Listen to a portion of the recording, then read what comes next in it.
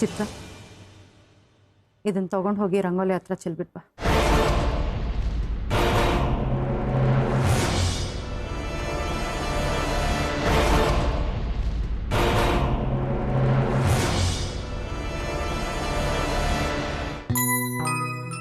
ಕಾಲಿಟ್ಟು ಒಳಗ. ಅಮ್ಮ. ಅವಿನಾಶ್,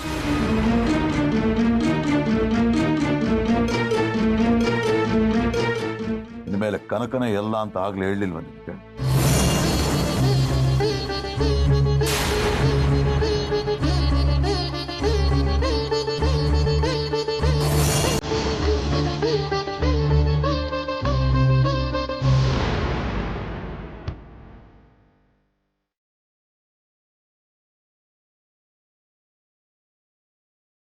ಕನಕ, ಇವೆಲ್ಲ ನಮ್ಮ ಕುಟುಂಬದವರಿದ್ದು ಹಾಗೆ. ಯಾರ್ಯಾರು ಏನೇನು ಅಂತ ಈಗ ತಿಳ್ಕೊಳ್ಳೋ ಅಗತ್ಯ ಇಲ್ಲ ನಿನಗೆ. ನಿಧಾನಕ್ಕೆ ನಿನಗೆ ಗೊತ್ತಾಗುತ್ತೆ. ಈಗ ಇವನ್ ಕರ್ಕೊಂಡು ಒಳಗಡೆ ಹೋಗು. ನಿನಗೆ ಹೇಳ್ತಿರೋದು, ನಿನ್ ಗಂಡನ್ ಕರ್ಕೊಂಡು ಒಳಗಡೆ ಹೋಗು.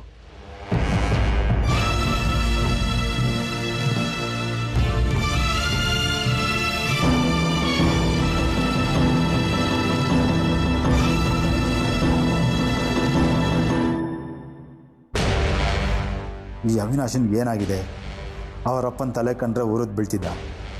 ಈಗ ನೋಡಿದ್ರೆ ಬಾಲ್ ಆಡ್ಲಾಡ್ಸ್ಕೊಂಡು ನಾಯಿ ಮರಿ ಥರ ಆಡ್ತಿದ್ದಾನಲ್ಲ.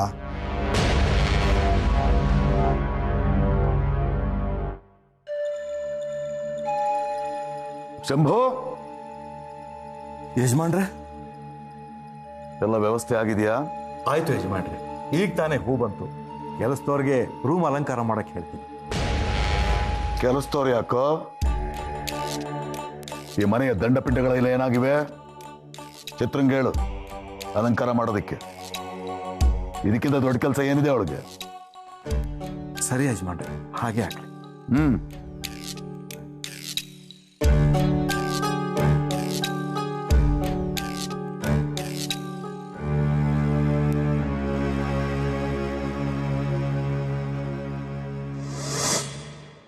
ಏನಮ್ಮ ನೀನು? ದೊಡ್ಡಪ್ಪ ಅಷ್ಟೊಂದು ಅಟ್ಟಹಾಸ ಮಾಡ್ತಿದ್ರು, ನೀನ್ ನೋಡ್ಕೊಂಡು ಸುಮ್ಮನೆ ಇದೆಯಲ್ಲ. ಈ ಮನೇನ ಈ ಮಟ್ಟಕ್ಕೆ ಬೆಳೆಸಿರೋಳು ನೀನು. ಅವ್ರ ಮಗನ ದುಂಡುಗೆ ದಪ್ಪಕ್ ಮಾಡಿರೋಳು ನೀನು. ನಿನ್ಗೊಂದ್ ಮಾತು ತಿಳಿಸ್ದೇನೆ ಅಣ್ಣನ್ ಮದ್ವೆ ಮಾಡ್ಸಿದಾರಲ್ಲ. ಅಲ್ಲ, ಹೊಸ್ಲಲ್ಲಿ ನಿಂತ್ಕೊಂಡು ಆ ಶಂಭುಗ್ ಹೇಳ್ತಾರೆ ಇವ್ರಿಗೆ ಆರ್ತಿ ಎತ್ತು ಅಂತ. ನಾವೇನ್ ಸತ್ತೋಗಿದೀವ? ಅಷ್ಟು ಸಾಲದು ಅಂತ ಅವಿನಾಶನ್ನ ನಿನ್ನ ಆಶೀರ್ವಾದ ತೊಗೊಳಕ್ಕೆ ಬಿಡ್ಲಿಲ್ವಲಕ್ಕ? ಅವನ ತಲೆ ಮೇಲೆ ನಿನ್ ಕೈ ಇಟ್ರೆ ಅವನೇ ನಾಶ ಆಗೋಗ್ತಿದ್ದ.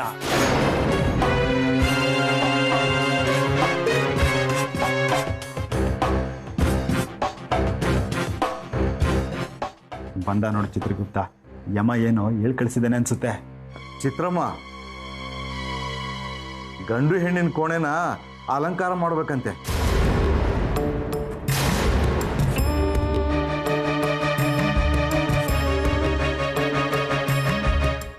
ರೀ ಶಂಭು ಅವ್ರೆ, ನಾನೇನ್ ಮನೆ ಕೆಲಸದವಳ?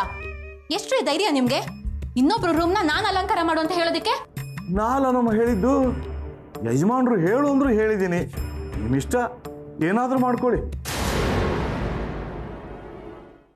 ನೋಡಮ್ಮ, ನಮ್ ಪರಿಸ್ಥಿತಿ ಎಲ್ಲಿಗ್ ಬಂತು ಅಂತ. ದೊಡ್ಡಪ್ಪ ಯಾವಳೋ ದಿಕ್ಕು ದೆಸೆ ಇಲ್ದಿರೋಳ್ನ ಕರ್ಕೊಬಂದು ಅವಳು ಉಪಚಾರ ಮಾಡು ಅಂತ ಹೇಳ್ತಿದ್ದಾರೆ. ಅವಳೇನ್ ಮಹಾರಾಣಿನ? ನಾನು ಯಾವ ರೂಮು ಅಲಂಕಾರ ಮಾಡಲ್ಲ. ಚಿತ್ರ, ಹೋಗು, ದೊಡ್ಡಪ್ಪ ಹೇಳಿದ ಕೆಲಸ ಮಾಡು. ಯಾಕಕ್ಕ ಮಾಡ್ಬೇಕು? ಇವಳು ನನ್ನ ಹೆಂಡತಿ. ಇವತ್ತು ರೂಮ್ ಅಲಂಕಾರ ಮಾಡು ಅಂತಾರೆ, ನಾಳೆ ಅವಳು ತಲೆ ಬಾಚು ಅಂತಾರೆ, ನಾಡಿದ್ದು ಅವಳು ಕಾಲು ಒತ್ತು ಅಂತಾರೆ. ನೋಡು, ಈಗ ಹೆಚ್ಚಿಗೆ ಮಾತಾಡಬೇಡ. ಚಿತ್ರ, ನಾನು ಹೇಳಿದ ಕೆಲಸ ಮಾಡು. ಏನಮ್ಮ ನೀನ ಈ ಮಾತು ಹೇಳ್ತಿರೋದು? ನಾನು ಈ ಮನೆ ಮಗಳಮ್ಮ. ನಾನ್ ಯಾಕೆ ಆ ರೂಮ್ ಅಲಂಕಾರ ಮಾಡ್ಲಿ? ಮೊದಲು ಹೋಗು. ನಾನ್ ಹೋಗಲ್ಲ. ಈ ಅಕ್ರೆ ದೊಡ್ಡಪ್ಪಂಗೆ ನನ್ ಮದ್ವೆ ಮಾಡ್ಬೇಕಾದ್ರೆ ಎಲ್ಲೋಗಿತ್ತು? ಮಾವನ್ ಮದ್ವೆ ಆಗದೆ ಬೇಡ ಅಂತ ಹಠ ಮಾಡಿದ್ರು. ಕೊನೆಗೆ ನಿಮ್ ಬಲ್ವಂತಕ್ಕೆ ಮದ್ವೆ ಶಾಸ್ತ್ರ ಮಾಡಿದ್ರು. ಅವಾಗ ಯಾರಿದ್ರಮ್ಮ ನನ್ ರೂಮ್ ಅಲಂಕಾರ ಮಾಡಕ್ಕೆ? ಸರಿಯಾಗಿ ಹೇಳ್ದೆ ಕಣೆ. ಈ ಮನೆಯಲ್ಲಿ ಎಲ್ಲದಕ್ಕೂ ಭಯ. ಆ ಮುತ್ಕುನ್ ಗೆದ್ರಕೊಂಡು ತಗ್ಗಿ ಬಗ್ಗಿ ನಡಿಬೇಕು. ಅವನ್ ಚಪ್ಲಿನ ತಲೆ ಮೇಲೆ ಓದ್ಕೊಂಡು ಸಲಾಮ್ ಹೊಡಿಬೇಕು. ಎಲ್ಲಿ ಮಕ್ಕಳಾದ್ರೆ ಬೈತಾರೆ, ನಮ್ಮನ್ನ ಮನೆಯಿಂದ ಹೊರಗಡೆ ಹಾಕ್ತಾರ ಅನ್ನೋ ಭಯ ಪಡೋ ಹಾಗಾಗಿದೆ. ನೀನು ಹೋಗ್ಬೇಡ ಕಣೆ. ಚಿತ್ರ, ಅವಿನಾಶ್ ನನ್ನ ಮಗ ಕಣೆ. ಮದುವೆ ಮಾಡ್ಕೊಂಡು ಬಂದಿದ್ದಾನೆ. ಮತ್ತೆ ಈ ರಾತ್ರಿ ಬರುತ್ತಾ? ಹೋಗು, ಅವಿನಾಶ್ಗೋಸ್ಕರ ಮಾಡಬೇಕು. ಅಮ್ಮ, ಅವನ್ ನಿಮ್ಮನ್ನೇ ಧಿಕ್ಕರಿಸಿದಾನೆ. ಅವನಿಗೋಸ್ಕರ ನಾನೆಂತಕ್ಕೆ ಹೋಗ್ಬೇಕು? ಚಿತ್ರ, ಈಗ ನೀನು ಹೋಗ್ತೀಯೋ ಅಥವಾ ನಾನೇ ಹೋಗ್ಲೋ?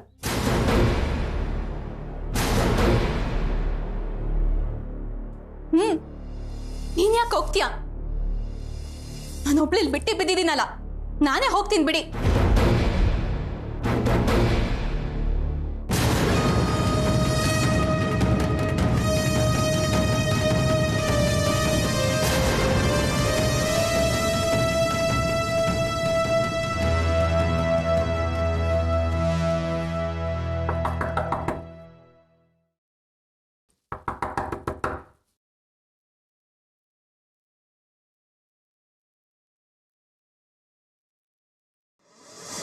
ಈ ಅಣ್ಣ ನೋಡು, ಚೆನ್ನಾಗಿ ನೋಡು. ನೀನ್ ಅಮ್ಮಂಗ್ ಮಾಡಿದ ಉಪಕಾರಕ್ಕೆ ನಿನ್ ಹೆಂಡತಿ ಸೇವೆ ಮಾಡ್ಲಿ ಅಂತ ನನ್ನನ್ನು ಕಳ್ಸಿದಾಳೆ. ನಿನ್ ಶೋಭನದ ಅಲಂಕಾರನ ನಾನೇ ಮಾಡ್ಬೇಕು ಅಂತ ನಿಮ್ಮಪ್ಪ ಆರ್ಡರ್ ಮಾಡಿದಾರೆ. ನಾನ್ ಮಾಡಲ್ಲ ಅಂತಂದ್ರೆ ನಿನ್ ಮುದ್ದಿನ ಅಮ್ಮನೆ ಬಂದ್ ಮಾಡ್ತಾರಂತಪ್ಪ. ತಲೆ ಕೆಟ್ಟಿದೆ ಅಮ್ಮಂಗೆ. ಹೊಡೆಯಲಿ.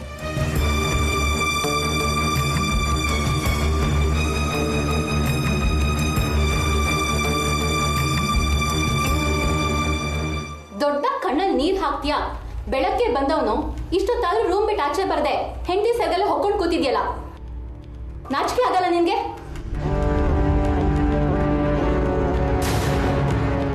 ಆಹಾ, ಎಂತ ನಾಟಕದ ಮನುಷ್ಯನ ನೀನು. ಅಮ್ಮನೇ ನನ್ನ ಉಸಿರು, ಅವ್ರ ತೊಡೆ ಮೇಲೆ ತಲೆ ಇಟ್ಟು ನಾನು ಸಾಯ್ಬೇಕು. ಜನ್ಮ ಜನ್ಮಕ್ಕೂ ಇವಳೇ ನನ್ನ ಅಮ್ಮ ಆಗಿ ಬರ್ಬೇಕಂತೆಲ್ಲ ಚೋಡ್ತಿದ್ದೆ. ಈಗ ಗೊತ್ತಾಯ್ತಲ್ಲ ನಿನ್ ಬೇಳೆಕಾಳು.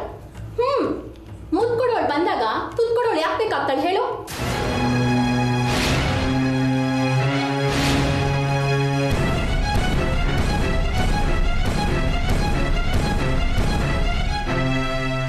ಏಯ್, ಏನೋ ಹಾಕಿ ತಿನ್ನೋ ತರ ನೋಡ್ತಿದ್ಯಾ? ಒಂದೇ ಒಂದ್ ದಿವ್ಸಕ್ಕೆ ಎಷ್ಟೆಲ್ಲ ಬದ್ಲಾಗ್ ಹೋಗ್ಬಿಟ್ಯೋ ನೀನು. ಅಮ್ಮನ ಆಶೀರ್ವಾದ ಕೂಡ ಕಾಲ್ ಕಸ ಆಗೋಯ್ತಲ್ಲ ನಿನ್ಗೆ. ಅದಕ್ಕೆ ಹೇಳೋದು, ಅಮ್ಮ ಅಮ್ಮನೇ, ಚಿಕ್ಕಮ್ಮ ಚಿಕ್ಕಮ್ಮನೇ ಅಂತ. ನಿಂಗಿ, ಇವನನ್ ಕೇಳಿ ಎಲ್ಲೆಲ್ಲಿ ಏನೇನ್ ಅಲಂಕಾರ ಬೇಕೋ ಅದ್ ಮಾಡ್ಕೊಟ್ ಬಾ. ಇವನ್ ಮುಖ ನೋಡಿದ್ರೆ ನನ್ಗೊಂಥರ ಅಸಹ್ಯ ಆಗತ್ತೆ.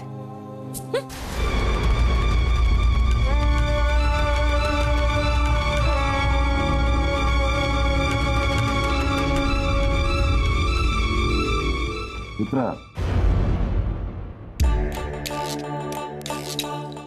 ರೆಡಿನಾ? ಹೋಗಿ ಕನಕನ್ ಕರ್ಕೊಂಬ.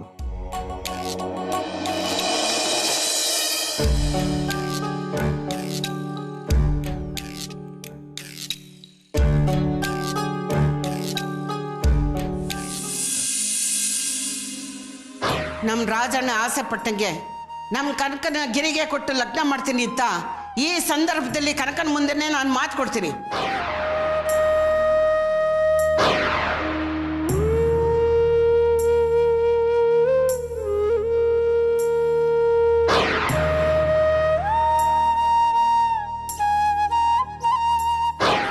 ನಾನಾಗೆ ಒಪ್ಪಿ ಮದುವೆ ಆಗಿದ್ದೀನಿ. ಇದರಲ್ಲಿ ನನ್ನ ಸ್ವಾರ್ಥನೂ ಇದೆ.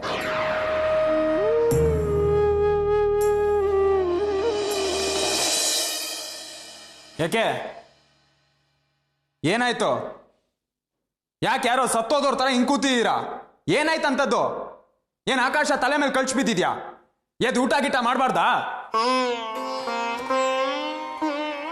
ನೋಡಿ, ನೀವೇನಾದ್ರೂ ಮಾಡ್ಕೊಳ್ಳಿ, ಆ ಕನ್ಕಿ ಧ್ಯಾನದಲ್ಲೇ ಉಪವಾಸ ಕೂತೀರಿ. ನನ್ಗಂತೂ ಹೊಟ್ಟೆ ಹಸಿತಾ ಇದೆ, ತಡ್ಕೊಳಕ್ ಆಗ್ತಲ್ಲ, ಪ್ರಾಣ ಹೋಗ್ತದೆ. ನಾನು ಹೋಗಿ ಊಟ ಮಾಡ್ತೀನಿ.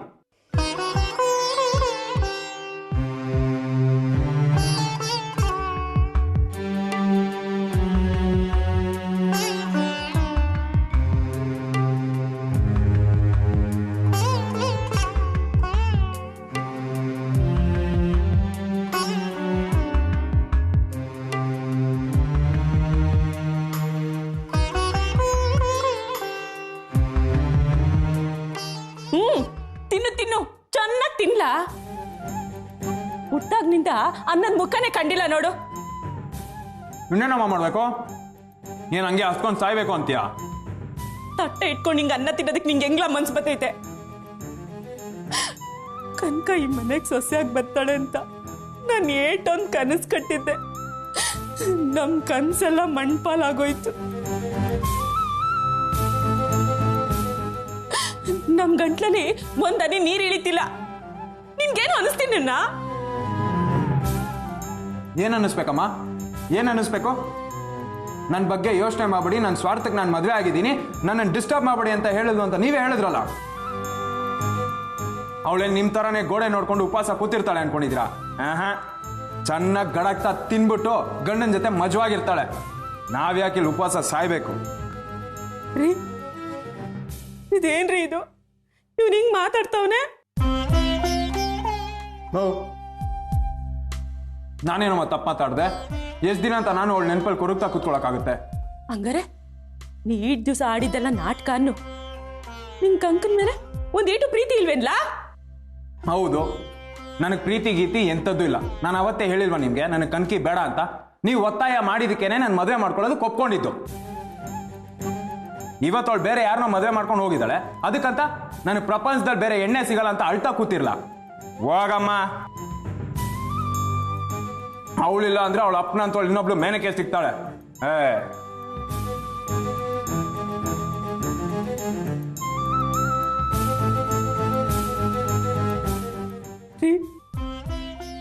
ನೋಡಿದ್ರ ಇವನ್ ಹೆಂಗ ಆಗವ್ನೆ ಅಂತ?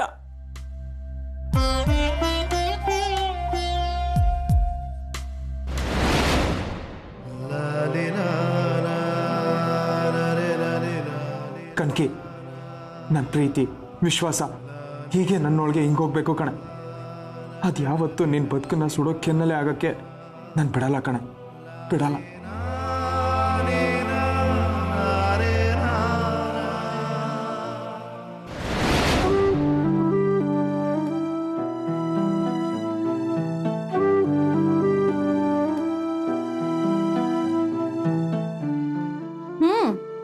ಕೊಡು ಕೊಡು.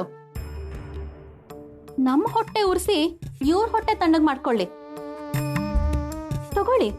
ನೀವು ಕುಡ್ದು ನಮ್ಮಣ್ಣ ನಿಮ್ ಹಿಂದೆ ನಾಯಿ ಮರಿ ತರ ಬಿದ್ದಿರೋ ಹಾಗೆ ಮದ್ದರ್ದು ಹಾಲಲ್ಲಿ ಬೆರೆಸಿ ಕುಡಿಸ್ಬಿಡಿ.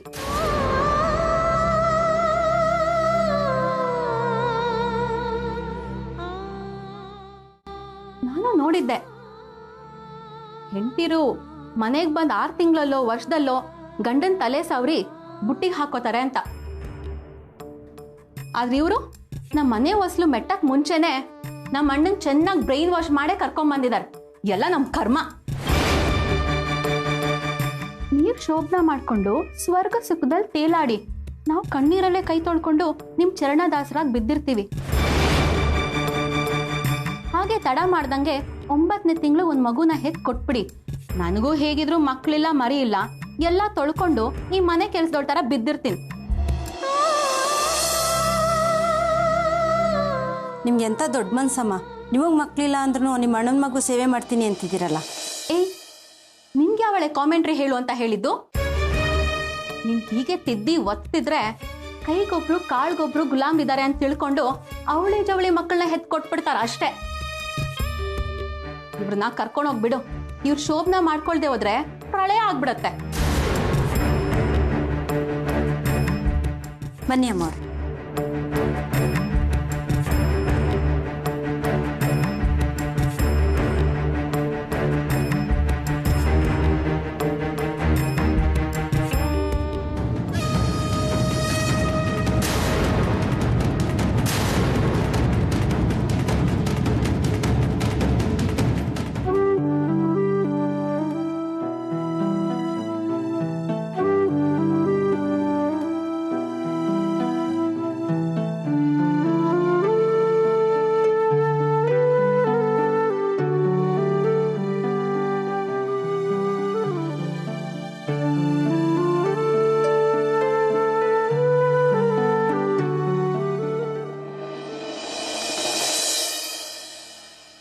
ಮಾವ, ನಾನು ನಿಮ್ಮ ಹತ್ರ ಸ್ವಲ್ಪ ಮಾತಾಡಬೇಕು.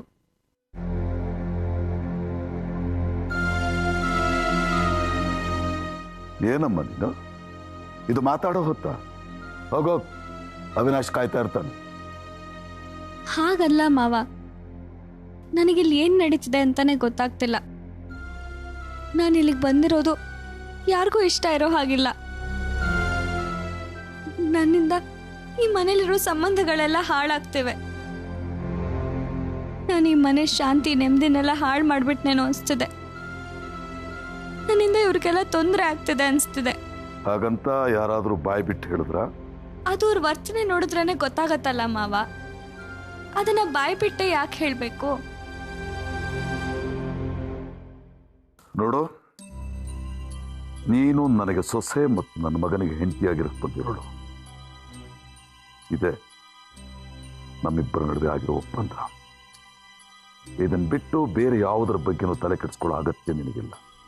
ಹಾಗಲ್ಲ ಮಾವ, ನನಗಿಲ್ಲಿ ಏನ್ ನಡೀತಿದೆ ಅಂತಾನೆ ಅರ್ಥ ಆಗ್ತಿಲ್ಲ.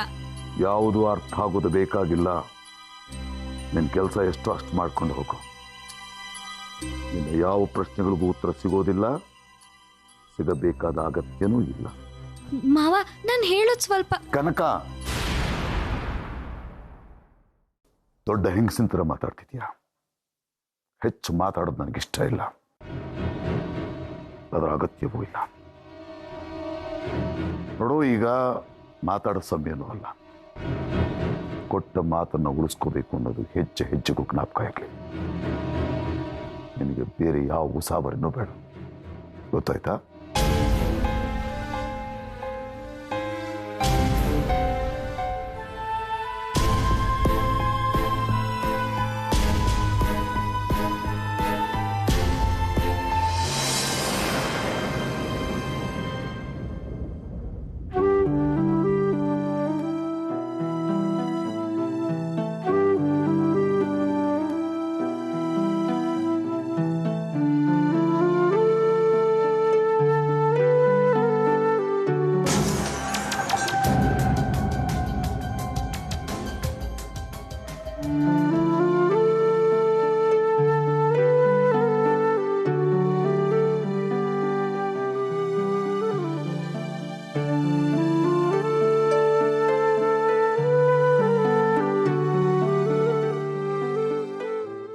ತಗೊಳ್ಳಿ.